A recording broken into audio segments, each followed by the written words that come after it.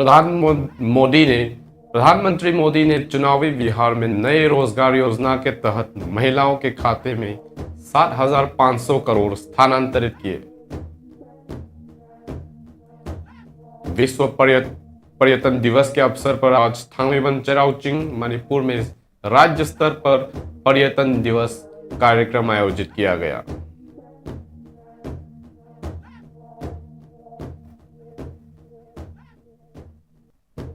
Manipur police ने war on drug अभियान के तहत 332 किलो मादक पदार्थ नष्ट किए।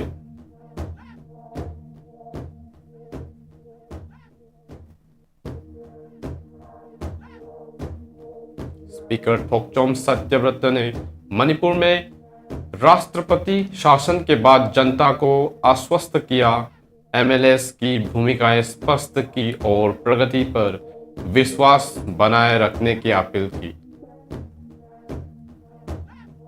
खुरखुल मोइबुंग खुनो इम्फाल वेस्ट डिस्ट्रिक्ट में गांव वालों ने कम्युनिटी हॉल और क्रीमेटोरियम की बेदखली के खिलाफ प्रदर्शन किया।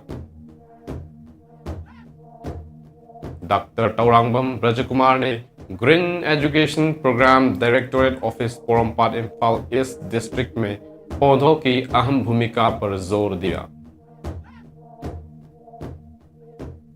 सोनम वांगचुक की गिरफ्तारी के खिलाफ जंतर मंतर पर आम आदमी पार्टी का जोरदार प्रदर्शन, तुरंत रिहाई की मांग। अमेरिका ने न्यूयॉर्क में दिए गए प्रो पैलेस्टीन बयान को लेकर कोलंबिया के राष्ट्रपति गुस्तावो पेट्रो का वीजा रद्द करने की फैसला किया। खुरुमजरी नमस्कार, मैं हूं थांगजम स्टिलजित कंगला टीवी मणिपुर से। सुनिए हिंदी में समाचार। अब समाचार विस्तार से। प्रधानमंत्री नरेंद्र मोदी ने शुक्रवार को चुनावी बिहार में महिलाओं के लिए शुरू की गई रोजगार योजना के तहत 7,500 करोड़ महिलाओं के बैंक खाते में स्थानांतरित किए। यह योजना नेशनल डेमोक्रेटिक अलायंस एनडीए सरकार द्वारा लागू की गई, जो महत्वपूर्ण पूर्वी राज्य में से सत्ता बनाए रखने के प्रयास कर रही है। बिहार भारत का तीसरा सबसे अधिक आबादी वाला और सबसे गरीब राज्यों में से एक आगामी हफ्तों में विधानसभा चुनाव के लिए तैयार है। हाल के वर्षों में महिलाओं के मतदान के निर्णायक भूमिका निभाई गई, जिसमें पुरुषों की तुलना में महिलाओं की उपस्थिति अधिक रही, जिससे राजनीतिक पार्टियों के लिए महिलाएं मुख्य लक्ष्य बन गई है। प्रधानमंत्री मोदी ने वीडियो लिंक के माध्यम से बिहार की महिलाओं को संबोधित करते हुए कहा, मैं स्क्रीन पर लाखों महिलाओं को देख रहा हूं और उनका आशीर्वाद हम सभी के लिए शक्ति का बड़ा स्रोत है। महिलाओं की रोजगार योजना आज शुरू की जा रही है। अब तक 75 लाख महिलाएं इस योजना में शामिल हो चुकी है और प्रत्येक महिला के बैंक खाते में 10,000 रुपए स्थानांतरण किए गए हैं।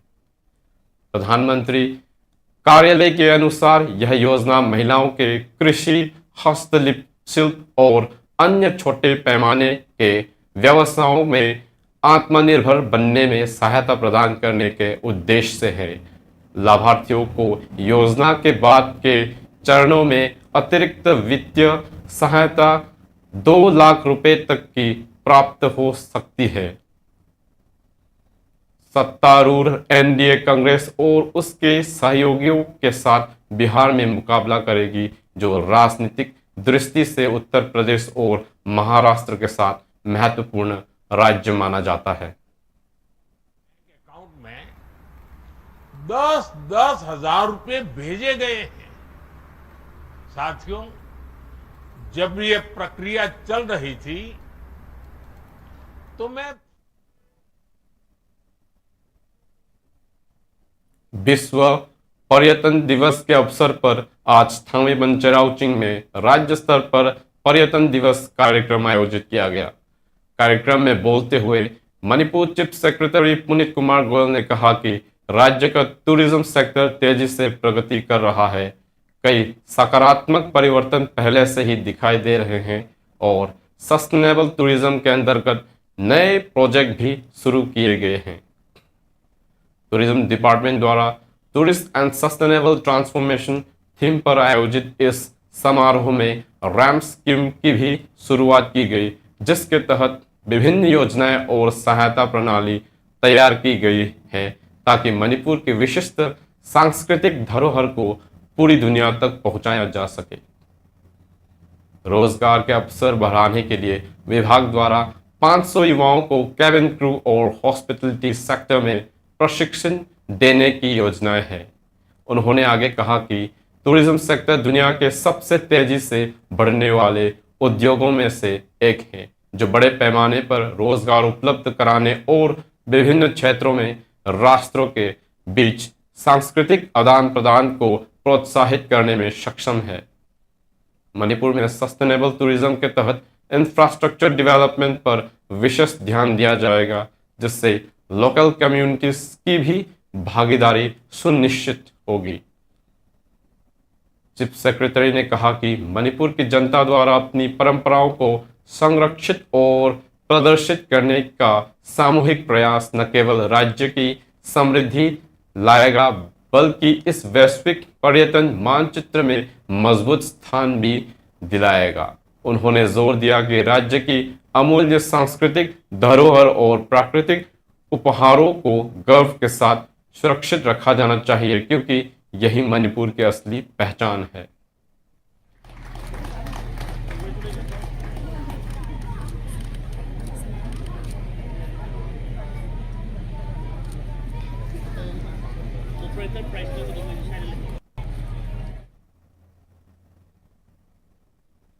मणिपुर की वार ऑन ड्रग्स मुहिम के तहत मणिपुर पुलिस ने राज्य के अलग अलग इलाकों से जब्त किए गए कुल 332 किलोग्राम और 813 ग्राम नार्कोटिक्स ड्रग और साइकोट्रोपिक सब्सटेंस को नष्ट कर दिया।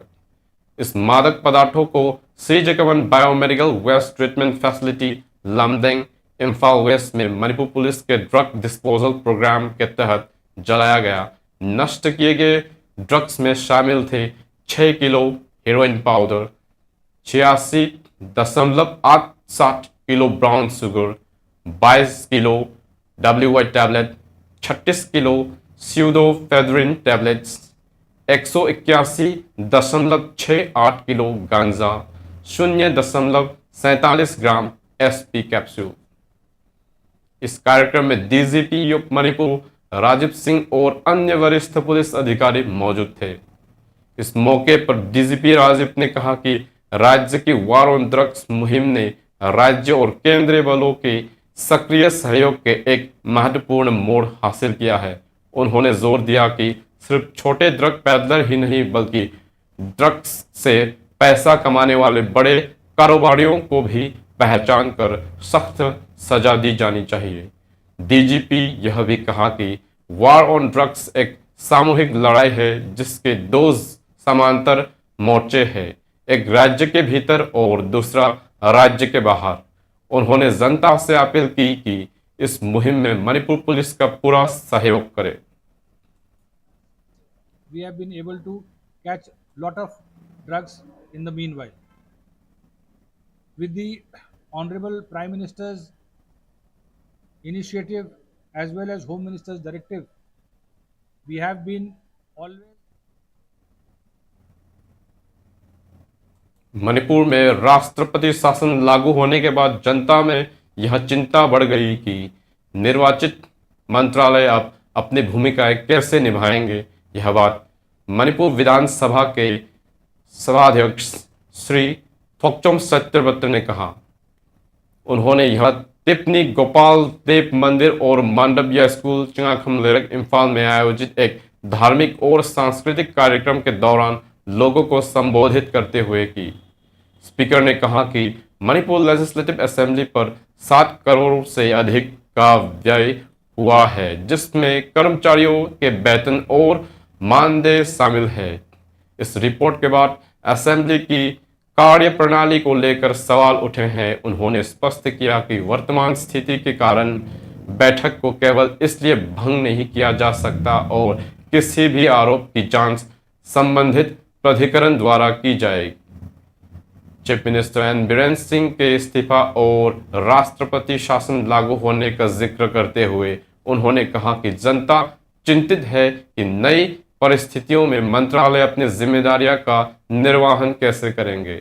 उन्होंने लोगों से विश्वास दिलाया रखने की अपील की और आश्वस्त किया कि वर्तमान संकट के बावजूद राज्य की भलाई और विकास के लिए ईमानदार प्रयास जारी रहेंगी।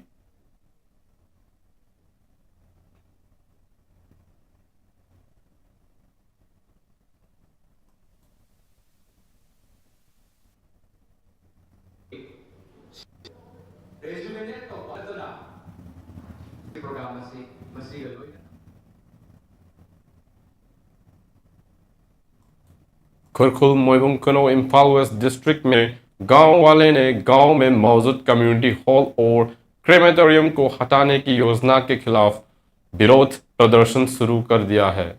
गांव वालों ने कड़ा विरोध जताते हुए कहा कि गांव की जमीन पर बने 52 साल पुराने कम्युनिटी हॉल और क्रेमेटोरियम को सरकार को वैकल्पिक स्थल के रूप में नहीं दिया जाना चाहिए, क्योंकि इससे गांव अपनी जरूरी सार्वजनिक सुविधाओं से वंचित हो जाएगा। सभा को संबोधित करते हुए गांव की खाइदेम राधारानी ने बताया कि 1960 के दशक में गांव की स्थापना के बाद सलाम रिवर बैंक और एम्बैंकमेंट्स एरिया में कम्युनिटी हॉल, प्लेग्राउंड और क्रेमेटोरियम मौजूद है, जो समुदाय के लिए बेहद जरूरी सार्वजनिक ढांचे हैं। उन्होंने कहा कि अब प्रशासन का दावा है कि नदी का कैचमेंट एरिया अब मौजूद नहीं है और इसलिए लोकेलिटी में कम्युनिटी हॉल और क्रेमेटोरियम नहीं रह सकते। गांव वालों ने जोर देकर कहा कि यह बेदखली न केवल इन अहम सार्वजनिक ढांचे को नष्ट कर देगी बल्कि गांव की सड़क को भी बाधित करेगी। उन्होंने अपील की कि जब तक सरकार कम्युनिटी हॉल और क्रेमेटोरियम के लिए कोई उचित वैकल्पिक स्थान उपलब्ध नहीं कराती, तब तक ग्रामीण इस बेदखल का सख्त विरोध करते रहेंगे।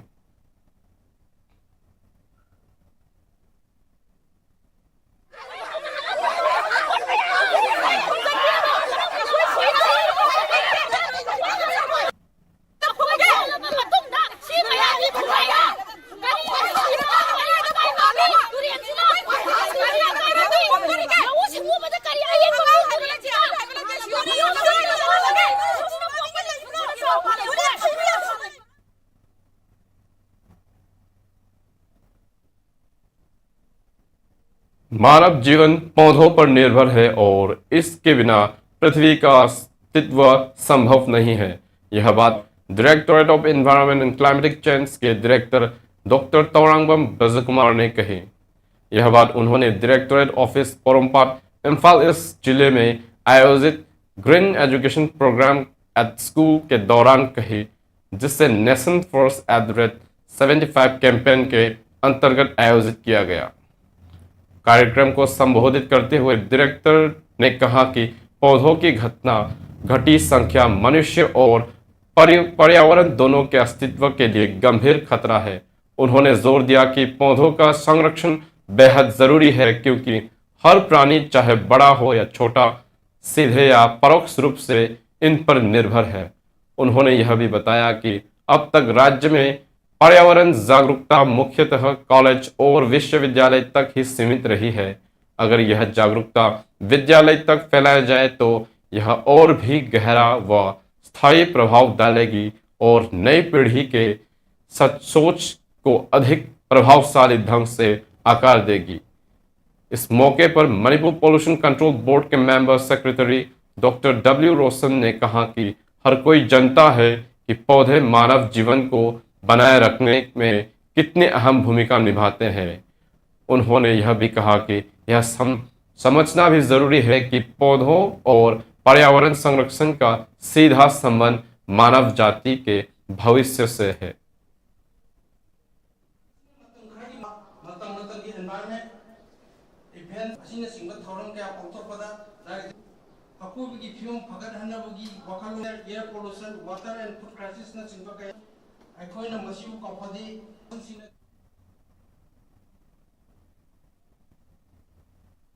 देश के नामी शिक्षाविद और सामाजिक कार्यकर्ता सोनम वांगचुक की नाजायज गिरफ्तारी के खिलाफ दिल्ली के जंतर मंतर पर आम आदमी पार्टी का जोरदार विरोध प्रदर्शन। आम आदमी पार्टी के दिल्ली अध्यक्ष सौरभ भारद्वाज ने मोदी सरकार से तुरंत सोनम वांगचुक जी को रिहा करने की मांग करती है। भारत देश संविधान से चलेगा, ना कि किसी तानाशाही की तानाशाही से। बात बीच पे सरकार एक वीडियो देखिए जहां सोनम वांगचुक ने हिंसा भड़काए हो, जबकि बच्चे ने कपिल मिश्रा की वीडियो देखी जहां वो खड़े होकर हिंसा भड़का रहे थे और उसके बाद 40 लोग मारे गए। लद्दाख के लोग जब अपना हक मांग रहे थे तो उन्हें 5 साल तक बेवकूफ बनाया गया। वो पैदल चलकर दिल्ली आए, अनशन किया, अब उन पर केंद्र सरकार ने देशद्रोह का मुकदमा कर दिया। अगर बीजेपी सरकार सीमावर्ती राज्य के लोगों को देशद्रोही कहेंगी जो चीन के खिलाफ लड़ते आए हैं, तो अब अपने सीमा के साथ समझौता कर रहे हैं। देशद्रोही सोनम वांगचुक नहीं बल्कि सरकार में बैठे लोग हैं जो देश की सीमा के साथ खिलवाड़ कर रहे हैं। 3 इडियट्स नाम की फिल्म बनी, जिस आदमी की समाज सेवा के बारे में लद्दाख में कोई आदमी ऐसा नहीं है जो ना जानता हो। ऐसे स्कूल के बच्चे जो स्कूल में फेल हो जाते हैं, वो सोनम वांगचुक के स्कूल के अंदर कुछ सीखते हैं, नौकरी देना सीखते हैं।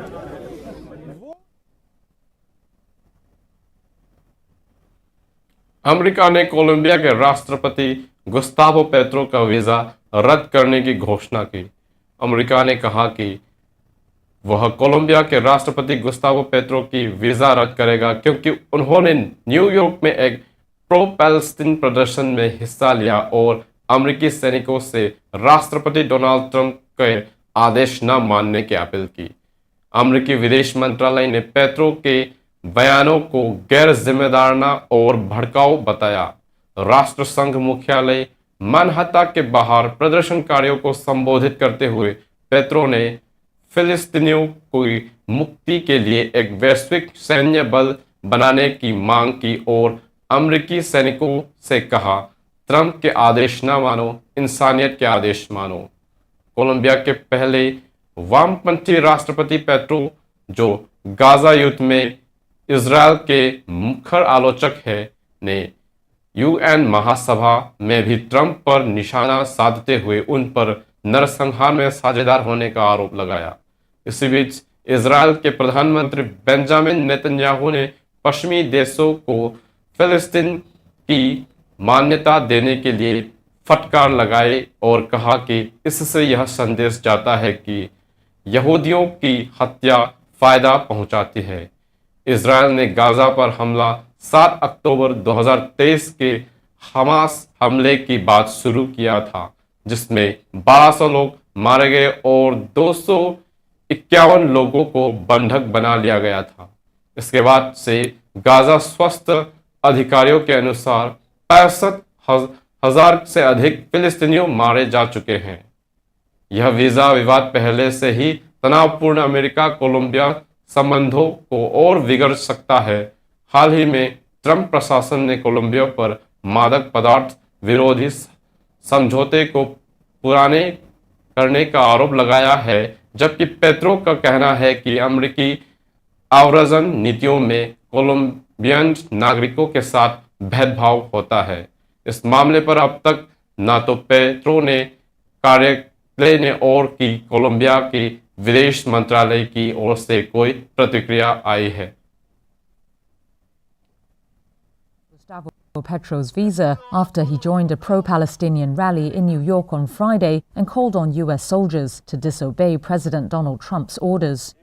In footage released by the Colombian government, Petro can be seen addressing a crowd of pro-Palestinian demonstrators. Kangla TV में हम मानते हैं कि हर आवाज मायने रखती है और हर कहानी महत्वपूर्ण होती है। आपकी स्थानीय खबरें, आपके टिप्पणियां और आपके अनुभव शक्तिशाली है। यह एक अधिक जागरूक समाज बनाने में मदद करते हैं। हम आपको प्रोत्साहित करते हैं कि आप आगे आएं और हमारे सिटीजन जर्नलिज्म पहल के तहत अपनी स्थानीय खबरें साझा करें। आपका सहयोग सिर्फ स्वागत योग्य ही नहीं बल्कि यह समाज के लिए अत्यंत आवश्यक है। साथ मिलकर हम समस्याओं को उजागर कर सकते हैं, उपलब्धियों का जश्न मना सकते हैं और असली कहानियां को सामने ला सकते हैं। आपके द्वारा भेजी गई हर खबर को हमारी संपादकीय टीम द्वारा पूरी तरह से मूल्यांकन किया जाएगा और आपकी इस प्रतिबद्धता की सम्मानित करने के लिए साल के सर्वश्रेष्ठ नागरिक पत्रकार को 10,000 रुपए का पुरस्कार हर साल कंगला टीवी की स्थापना दिवस 13 सितंबर को प्रदान किया जाएगा। अपने समुदाय की आवाज बने, कंगला टीवी की सिटीजन जर्नलिज्म का हिस्सा बने, क्योंकि असली बदलाव आपके साथ शुरू होता है। अंत में मुख्य समाचार एक बार फिर। प्रधानमंत्री मोदी ने चुनावी बिहार में नई रोजगार योजना के तहत महिलाओं के खाते में 7,500 करोड़ स्थानांतरित किए। विश्व पर्यटन दिवस का आयोजन थंगईमन चेराओचिंग मणिपुर में, मुख्य जोर सस्टेनेबल टूरिज्म पर। मणिपुर पुलिस ने वार ऑन ड्रग्स अभियान के तहत 332 किलो मादक पदार्थ नष्ट किए।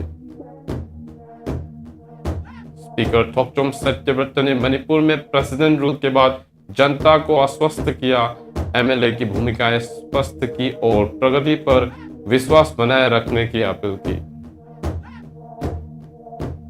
खुरकुल मोइमुंगफनो इम्फाल वेस्ट डिस्ट्रिक्ट में गांव वालों ने कम्युनिटी हॉल और क्रीमेटोरियम की बेदखली के खिलाफ प्रदर्शन किया। डॉक्टर तोरंगबम ब्रजकुमार ने green education programme directorate office Porompat Imphal east district में पौधों की अहम भूमिका पर जोर दिया। सोनम वांगचुक की गिरफ्तारी के खिलाफ जंतर मंतर पर आम आदमी पार्टी का जोरदार प्रदर्शन, तुरंत रिहाई की मांग।